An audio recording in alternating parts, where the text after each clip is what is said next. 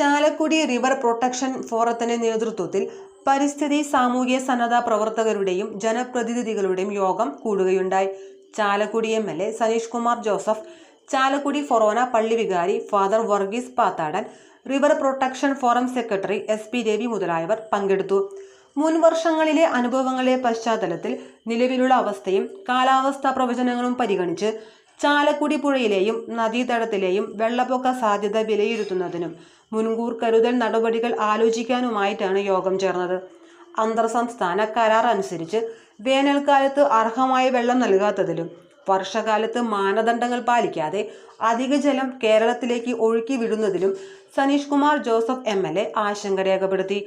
അതിവർഷകാലത്ത് തമിഴ്നാട് അധിക ജലം കേരളത്തിലേക്ക് ഒഴുക്കി വിടുന്നതിൽ നിരുത്തരവാദിത്വ സമീപനം തുടരുന്നതുകൊണ്ടാണ് കേരളത്തിന് ഇത്രയേറെ വെള്ളപ്പൊക്ക ഭീഷണി അനുഭവിക്കേണ്ടി വരുന്നതെന്ന് river protection forum secretary SP Ravi പറഞ്ഞു.